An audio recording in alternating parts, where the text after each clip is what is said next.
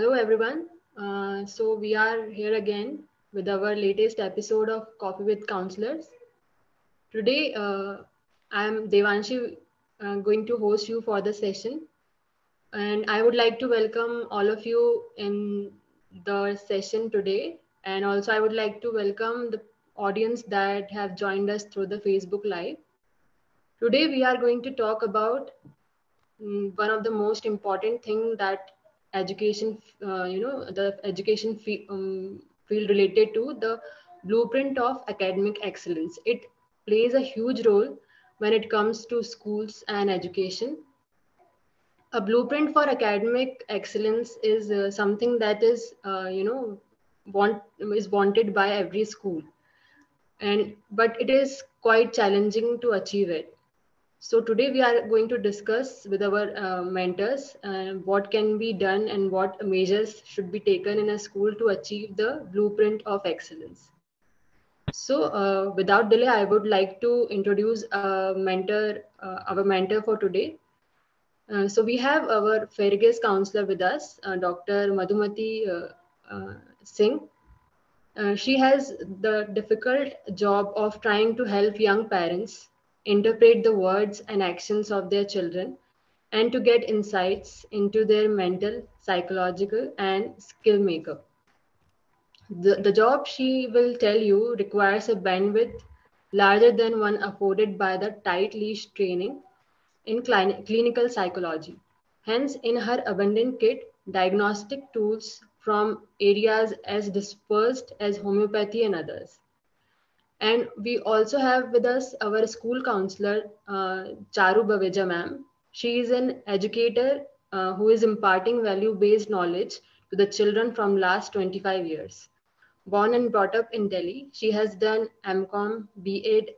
Miss Charu Baveja been has been a great motivator and source of inspiration for all of her students. She has been nurturing, grooming the students by conducting many extracurriculum based activities to make them a confident personality. So, with all these introduction, I would like to request ma'am to start the session. Please, Madhumati ma'am, please take over. Thank you. Thank you, Devanshi. Hearty welcome to all the viewers out there. And good to have you also here on the forum today, Charu. It's a pleasure. And I think we both together can sort of value add a little bit more than what most of us already know about. So yes, this is a Fair Gaze platform, and being the director of Fair Gaze and also the psychologist out here, we regularly conduct these coffee with the counselor workshops so that we are empowering the stakeholders on a regular basis. So when I look at Fair Gaze, the first thing that comes to my mind is it's the child who is the center of the universe. And the child, being the center, has two arms. One is the parents and other is the school fraternity. Parents would also mean guardians, and talk about home environment. It's not just the parents, but also the grandparents and the home environment, which adds up, which makes up the child's roots. And within this context today, we have the topic Blueprint for Academic Excellence. Now, why should we talk about academic really? In simple language, I was thinking, what is it, academics? What exactly it is? Why do we need to be there? So education in itself. Education means one of the methods of evolving. We have had inventories, discoveries. We have, from Homo sapiens, we are progressing towards Homo Deus, which is the artificial intelligence, the computerized human brain, and so on. All of that happens with education. Now, education is a platform which actually means academics and all-round development. That means one is on a learning curve from the beginning to the end. Even if education per se complete finishes, we continue to learn, we continue to evolve. So I was thinking the most important part for the three stakeholders, which is the child in the center, the home and family, and the school community. The three stakeholders have to understand what exactly, why is it important? Why do we talk about education? So I was thinking that, we do talk of schooling being the primary milestone, the one of the initial milestones of a child, जिसको हम लोग ब्रह्मचर्य कहते हैं. ब्रह्मचर्य का मतलब ही ये है कि आप एक विद्यार्थी हैं, हम विद्यार्थी हैं, as we begin school. And I often talk about this in workshops, when a child is filling up a form and they say name, gender, parents, and they say occupation, लिखा होता है सब forms में. उसमें आप आधार card आपने डाला होगा तो उसमें लिखा होता है occupation. What will the child write? Student. So student, that particular role which the student plays is what today's focus is, which is the academic excellence that we are talking of.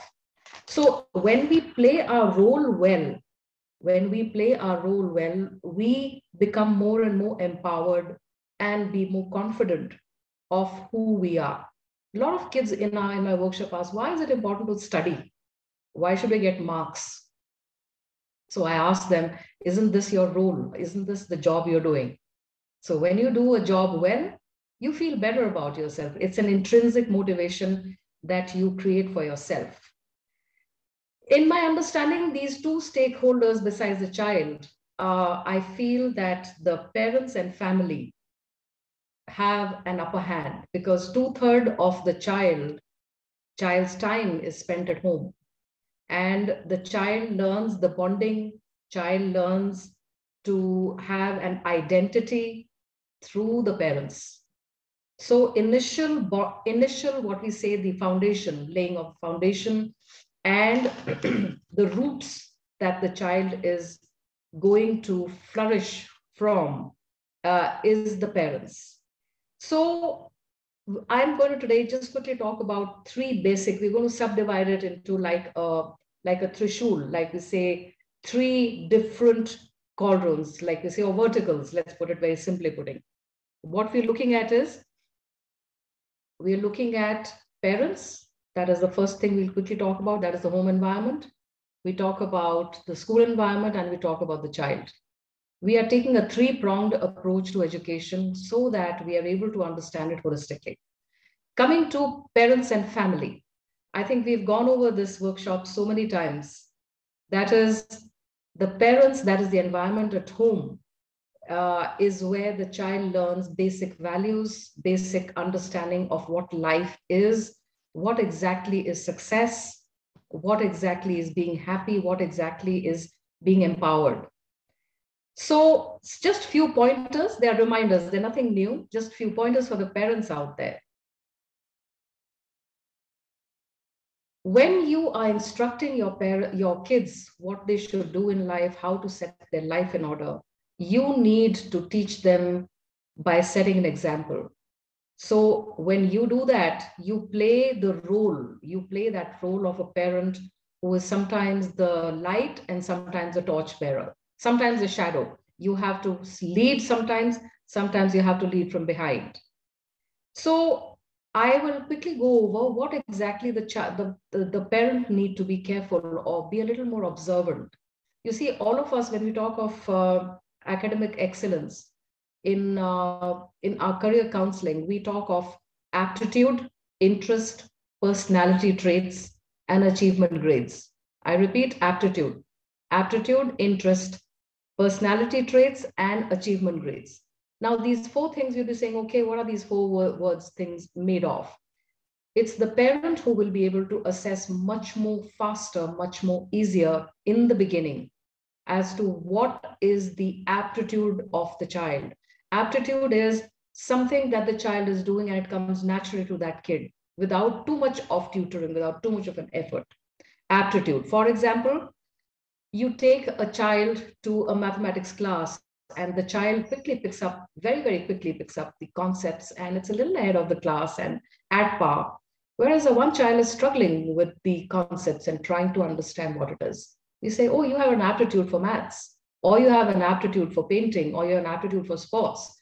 So aptitude is an inherent skill, inherent quality, which makes a task inherently easier. So we as parents, should be more observant, should be more keen eye in the growing up years, especially in the formative years. We're talking of pre-primary, primary years. What does the kid like doing? How much of energy the kid has?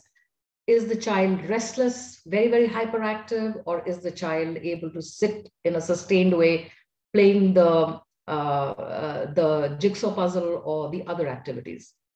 So aptitude is that. Interest is what the child often lands up doing, does that activity more often. That makes up for the interest. The kid may be good with all the subjects, maybe pretty good, is doing well, but more often goes to one subject more often and is quickly finishing the work more often, is happier talking about the subject more often. That would be the interest of the kid. The kid is interested in history, is interested in art, or is interested in social science. Inherent interest means something that you do more often, repetitively, happily on your own. Personality trait. Personality trait would also, again, personality is a part of growth. Most of our personality is established by the time we are in our late teenage. And formative years are, of course, in the primary years and so on. It continues, of course. But certain personality traits we can identify. There's some very friendly, chirpy, very extroverted children. They don't feel shy. There's some who are very shy. And all of that, of course, changes as they're growing up. But being more perceptive about personality traits helps the parent identify that this is what is the basic personality of the child. Achievement grades is also very important. A lot of times we don't look at how the child is achieving the grades. Is the child working very hard, or is it coming easily to that kid? However, sometimes the kid is good at something, but because of overconfidence, because of maybe lack of preparation at the last minute, they land up underperforming. And then you wonder what happened. And the child also needs to be aware that sometimes achievement grades also play an important role. For example, the kid may be very good in maths, has the aptitude, has the interest, okay? And then you notice that the kid hasn't done well. Achievement grades are low compared to what they should be doing. That goes to show that somewhere the preparation is not enough, or there is a sense of overconfidence, or maybe some negligence, or last minute studying. So these are the basic things we all need to take care of in terms of the child's future vocation and what kind of career counseling we can do. Now we talk of course, like I said to you, you need to inspire your kid. It's very important. When you inspire by setting examples. You give encouraging answers and not depressing answers that it's a tough life, school life is tough, getting marks is tough, it's a difficult life. No, inspire the child by saying whatever you dream of, you're able to give, which means share biopics with your children, talk of things which inspire the child. What are you inspired by? That is also a very important thing. If you are critical of the world around you, and if you are saying this government is not doing enough, and we don't have world peace, and it's not clean in our neighborhood, it's all negative feedback. That does not inspire the child. So you are a big source of inspiration to the child. And then we're looking at, like I said to you, we have talked about this in very many workshops, is inculcating a home timetable. That's a very repetitive thing we have spoken in Fairgaze, that you need to have 5 basic elements in your home timetable, which applies to all the members of the family. It's not a timetable just for the kid. 5 elements. I wish we had a workshop. I would have taken a question answer by saying, can you tell me what are the 5? Waking up time, very important. Stable waking up time, study time, meal time, leisure, sports time, and sleep time. Make these 5 as the basis of your home timetable, and everybody should follow it. No matter what the ifs and buts are. You cannot have the father eating before the television at 11 a.m. in the morning because he's just woken up at 10. If the father is working late, and there are a lot of times as a businessmen, fathers who come late, who eat dinner late, sitting and having dinner at the dining table, even if others have eaten, goes to show your own self-discipline. And the kid is, by the way, watching each one of us. The kid is watching and saying that there are different rules. If there are different rules for different people, it does not work. So the ability for all of us to follow a stable home timetable. Now, within the home timetable doesn't mean that you're going to be like a army life, regimented all the time. Within the timetable, you can have a zero timetable, like just nothing. You wake up when you like, whatever you like. There can be an outing day. There can be you can make it flexible, and you can discuss with each other and make that timetable. You can change it. You can modify it. But preferably, if you all as a family keep your waking up and sleeping hours, your work time and your meal time, these as stable as you can, so that the kid follows the circadian cycle, even if the kid is working, is studying from home, as in lockdown, or if it's at school. That goes a long way in academic excellence. We have noticed in our research that kids whose family follow a regimented routine, stable routine, kids operate better in a stable environment. You cannot have a party-like environment or a random environment all the time. Summer holidays, no timetable, 60 days. Nothing wrong with that, which means that you can modify it here and there. If 10 p.m. is sleeping time, you can wake up till 11, but it's not you wake up, you sleep at 3 a.m. So flexible, but certain things have to be very consistent, makes up the basics of academic excellence. Can you believe it? Just timetable. There's nothing more that needs to be done. Now let's go to the other aspects. Very important.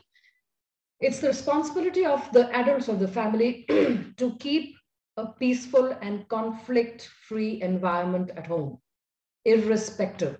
If you want to have an argument, resolve it outside the house. Don't try and have a peaceful environment at home. It's okay to talk, to discuss certain things. It's okay to even argue about certain things.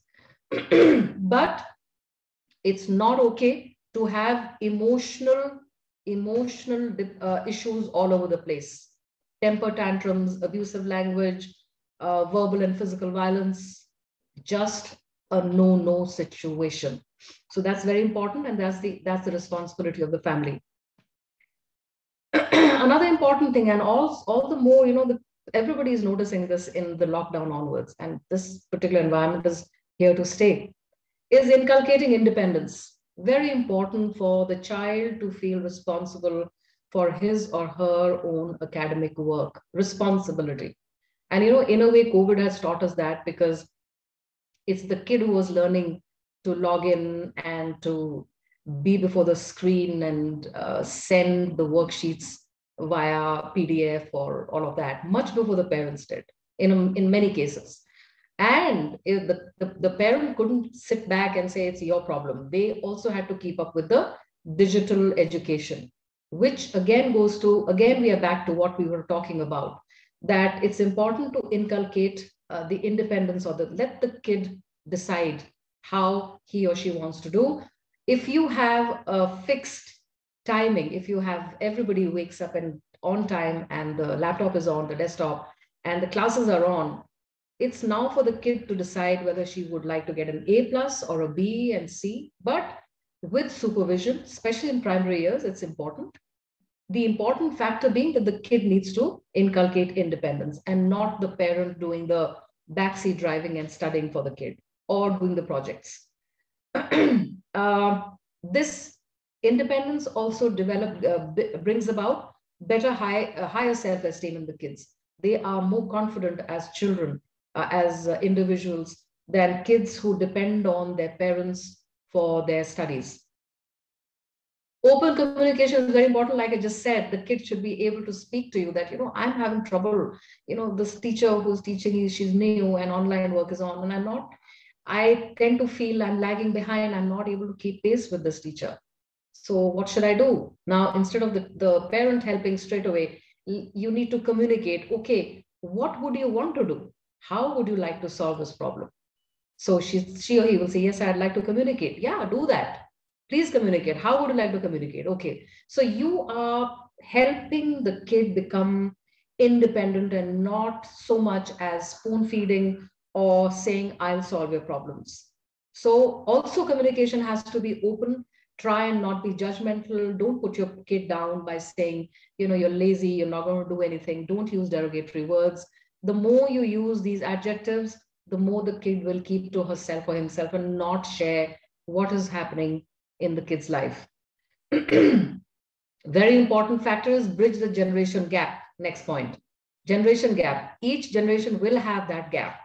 Now you cannot do with the kind of know-how, the technology, the digital platform, the social media, what's happening with youngsters these days. You need to bridge that generation gap.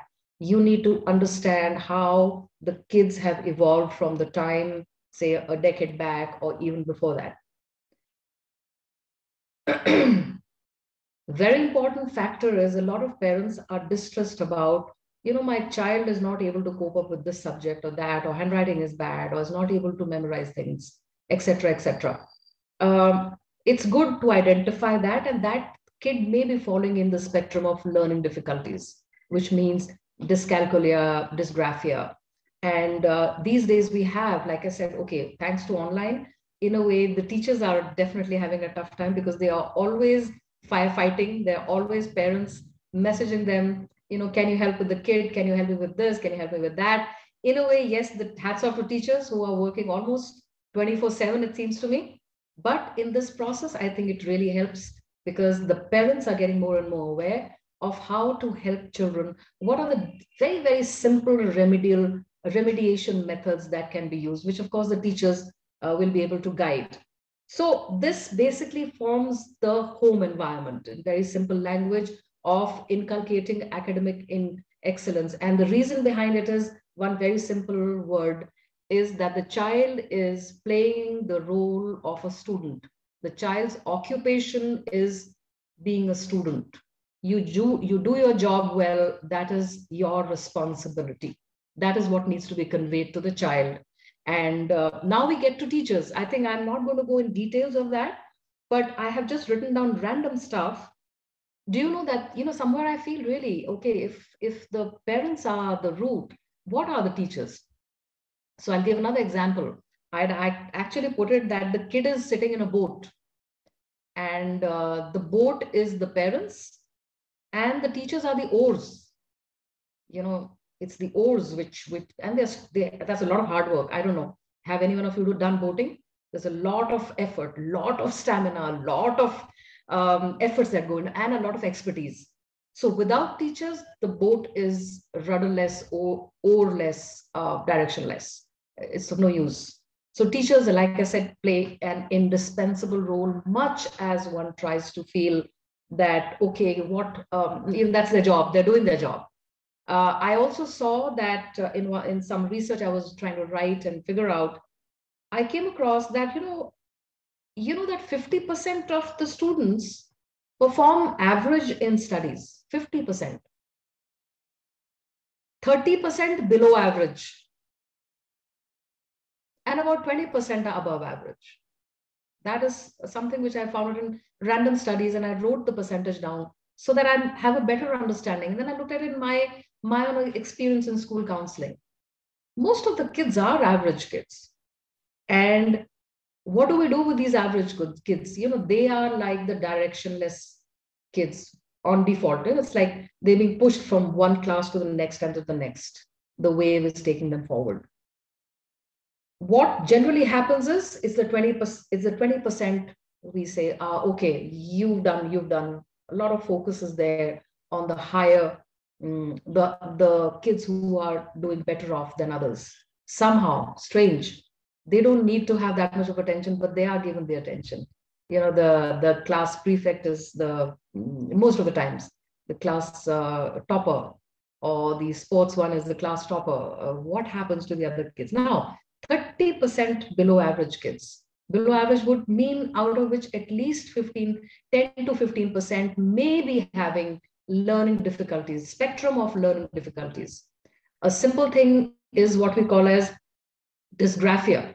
Now, dysgraphia, again, I'm not going to go into learning difficulties because that's not our topic, but lot of parents, including, there are adults who tell me that I may have had learning difficulties in growing up years. And I said, okay, tell me what?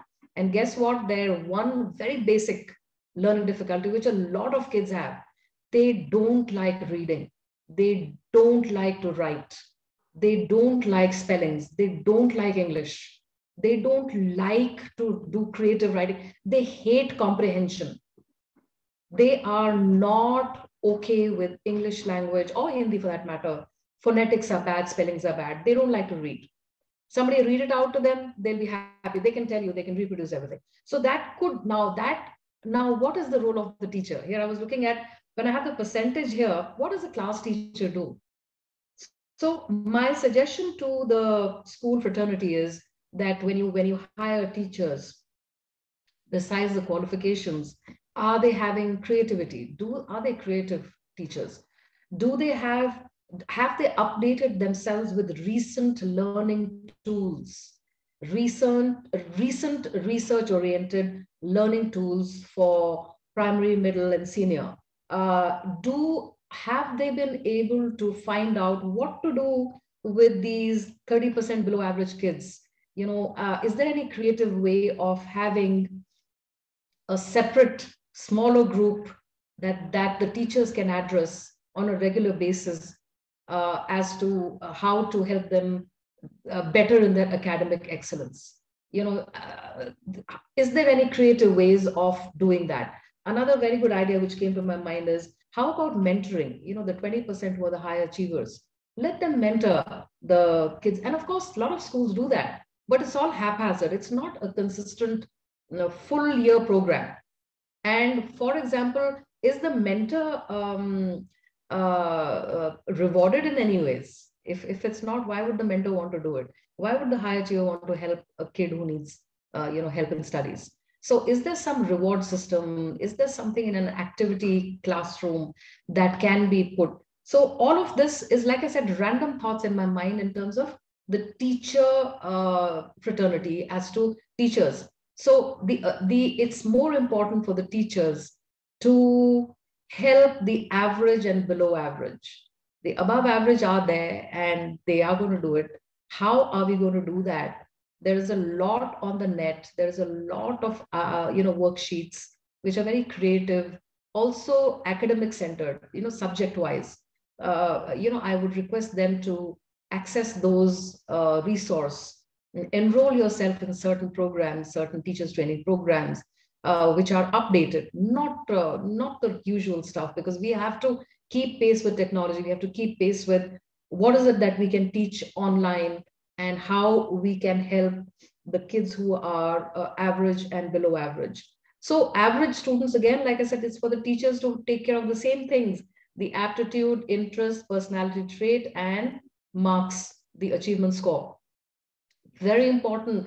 Teachers' input is also very important, that they will be able to help the child pick their own strengths and their own stuff that that they need to work on. And last but not the least, we're talking of the center of our universe, the child himself or herself. Very important. Like I said, education brings about realizing your dreams. And that is the only way to go about, because education expands your horizons. It expands your brain, your mind, and it helps you think creative. It doesn't mean, I am not talking about going up to your IITs and medical. I'm just talking about school education in itself, which means education means when you are studying, you need to give it your 100%. Now, what is your 100%? The same thing goes for you.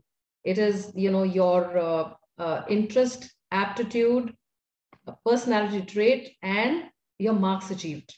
So you will have to find out. In fact, The good thing that I tell most of the kids is when they're talking about how we can study better, a lot of times is the other way around. You know, what they do is they focus on subjects which they are struggling with. They put in a lot of time there. Can I request that, why don't you try another different way? Is put in maximum time on the majority of subjects you're good with. So first is very good, good, good, average. Now the below average, of course, you cannot ignore them, that particular subject, but you need to optimize on the subjects that you are good at. So the good can become very good. Very good can become superlatively good. Focus on the subjects you are strong in, make them a grade better so that you have higher percentage there. Now, why am I talking about this? The moment you do that, you start to feel more confident about yourself. That, hey, I'm not such a bad student. I'm pretty much got stuff under control. Pretty much. There's this one nagging subject. There's always, by the way, kids, generally speaking, it's one. Most of the kids have one subject which is a difficult one. Most. Only one. It's not 2, 3, 4. If it's 2, 3, 4, then you're not studying. Then you're not having your schedule very well sorted. Okay. So you need to do that. I know I'm running out of time. So I'll quickly sum it up that you only have one tough subject. Take time out, put it to complete use and say to yourself, let me get passing marks. Let me just pass on the subject. Try this particular method. You are going to succeed because that will give you a sense of confidence. Overachieve the other subjects. Do more than what you're capable of doing because those subjects is in your control. And like I said, there's a lot of stuff we can talk about, but I think I'll give the rest of it to Charu. And like I said, academic excellence starts from home. It is propelled in school, and the win-win situation is for the child to be disciplined himself and herself and take his or her role as a student seriously. That's your occupation.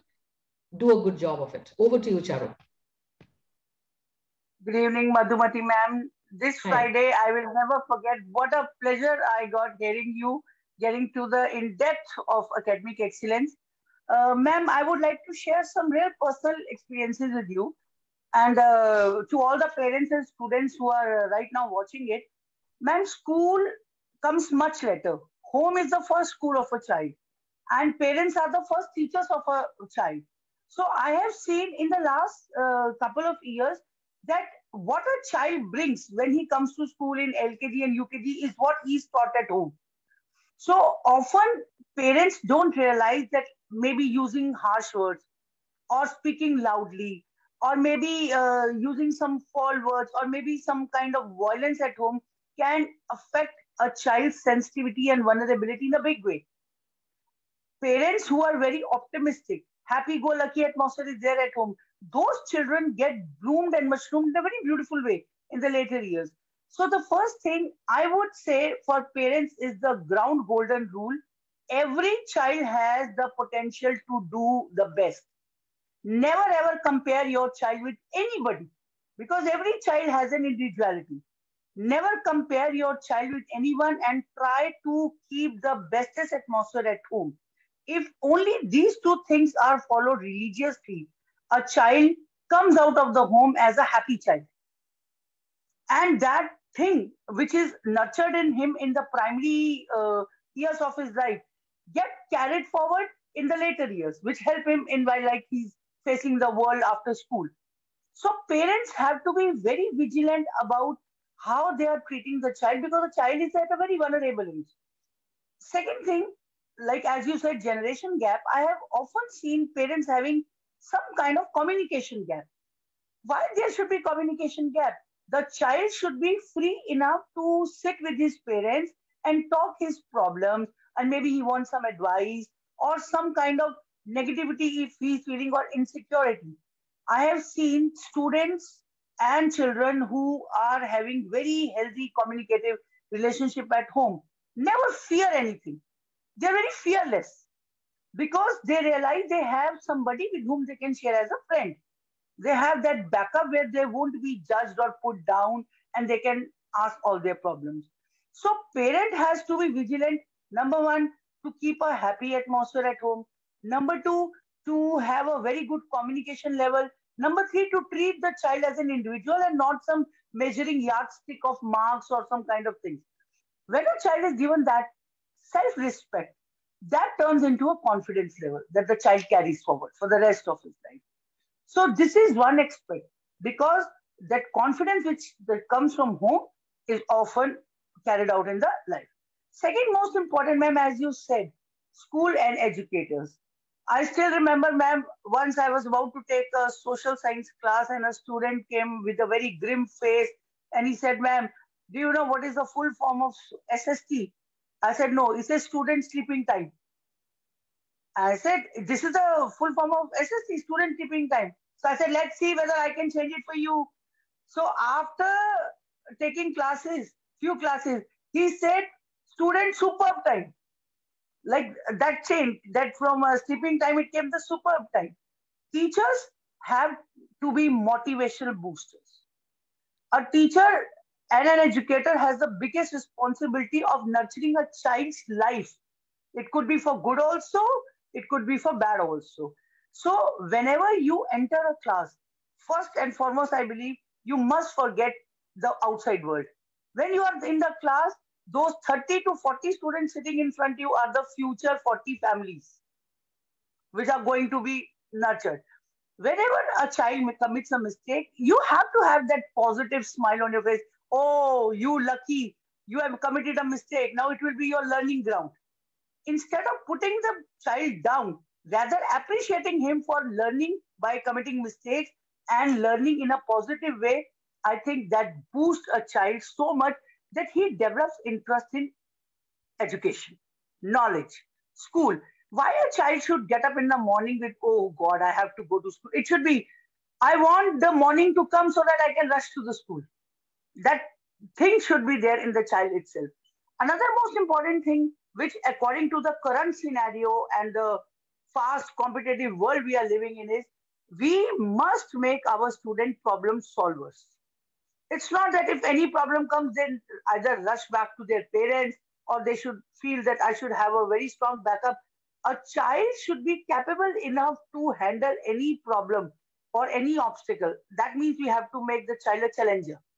And that thing comes when in the school the child is taken as an individual who can participate in curricular, extracurricular activities.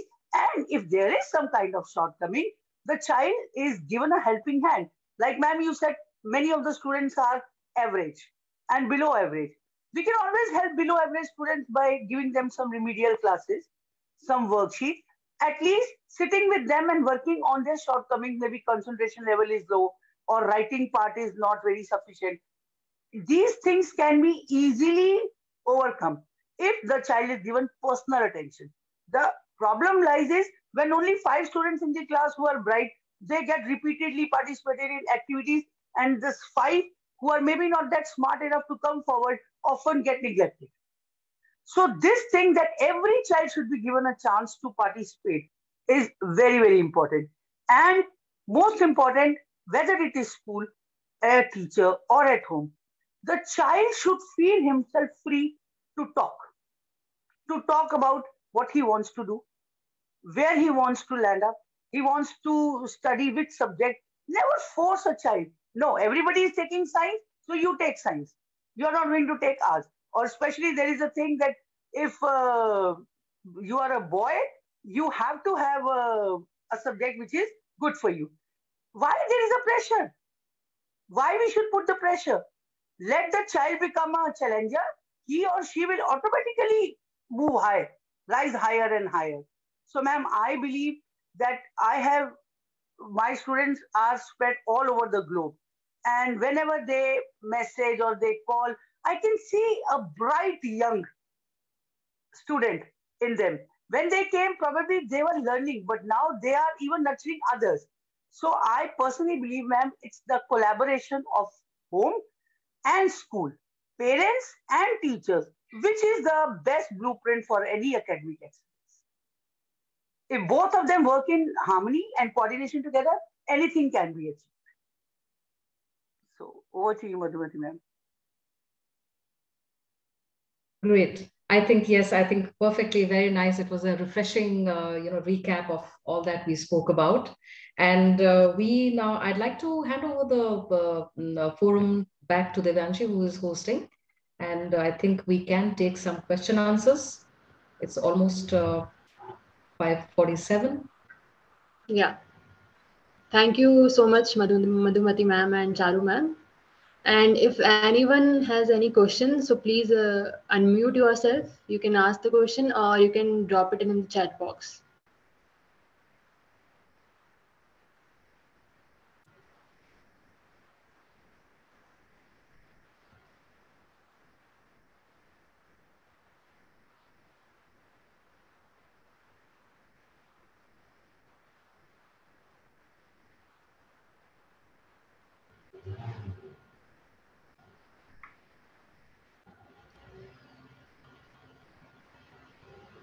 Anyone has any question?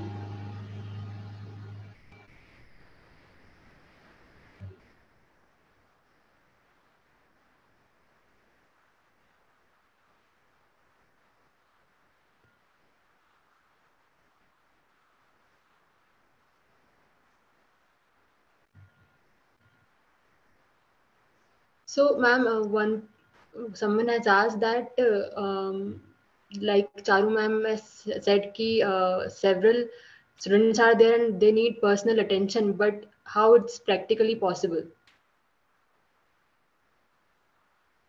Charu, would you like to answer this? Yeah, ma'am. Ma'am, as I told you, there are 0 periods in the school. And in some of the schools, those periods are used for remedial classes. Because some of the students, they have different kind of their shortcomings.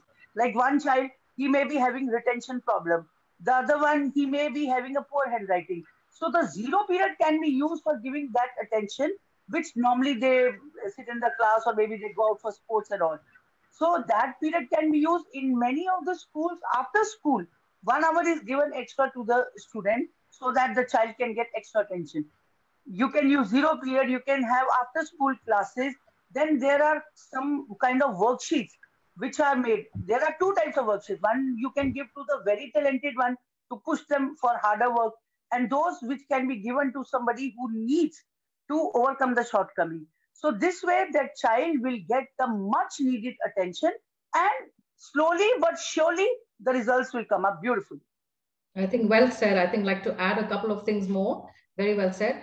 Like you said, that how is it possible for all the kids? Now, you know what was coming to my mind?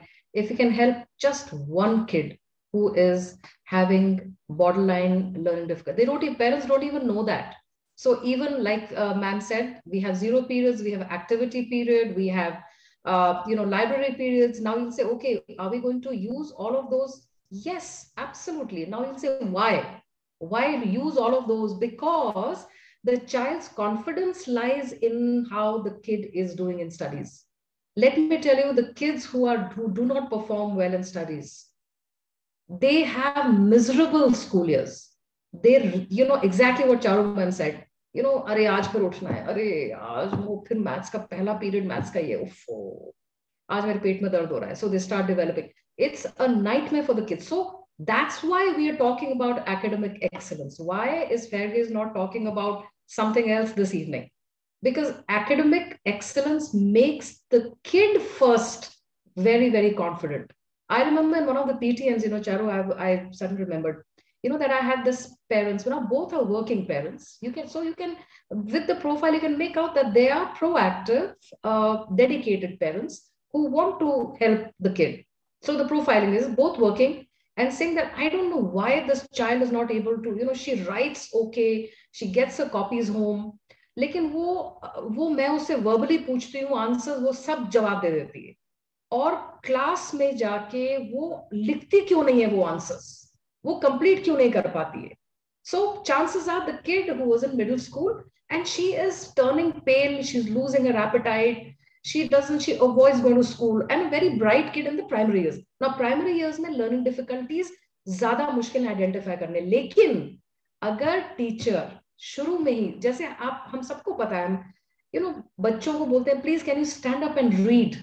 Why are these 3 hours important in the formative years. Why? The good old B.Ed teaching talks about the 3 R's: reading, writing, arithmetic, phonetically, of course, don't go on spellings. The 3 R's, because it's to identify the learning difficulties. These 3: reading, writing, arithmetic, which is dyscalculia. So आप formative years में ही class 1 में, class within a year, you can make out that this child may be having difficulties. Then उसी PTM में आपको, अगर आपके पास खुद ही नहीं पता करना क्या है, if the teacher herself says, oh God, now I don't know what to do, you should know. Now how you can know is get on the net. Get on the net. Remediation for children with dysgraphia. Primary school, middle school, सब matter लिखा हुआ है, सब कुछ लिखा हुआ है. अपने नोट्स बना लो, शॉर्ट 1 पैराग्राफ. उसमें बेसिक है, बिल्कुल बेसिक है कि बच्चे को पहले पढ़ने को बोलो 1 paragraph. There is 1 page, let's say of English, 1 paragraph. Let the child read it. Let the child then tell you. First, she will translate to you in Hindi or any other regional language कि उसको वो 1 paragraph में क्या समझ में आया. After understanding, the kid reads the 1 paragraph again with comprehension. So 1 paragraph which takes most children maybe 2 readings to understand the comprehension part of it. Learning difficulties kids may take up to 3 to 4 times reading that 1 paragraph. It's a slow process, but if you teach the parents how to go about with it, it can be done. Madhuvati ma'am, there is one activity I did. I taught a lesson. I mean, it was just 1 page. And after that, I told that student who was not too good in studies that now I'm going to sit. Now I'm the student and you are the teacher.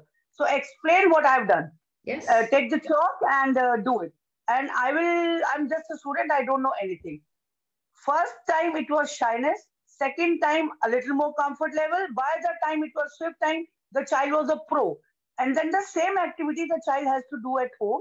He will make the parents sit as students and he'll explain the lesson. And the feedback I got from parents was, ma'am, you are an angel. The child is changing every month. Yeah. Because this is what we can give. We can give them attention even during the school hours. Absolutely. We don't even have to. The only thing is they want to be noticed.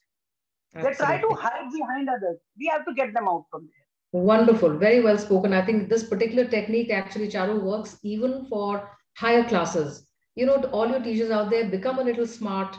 Try using this method once in a while.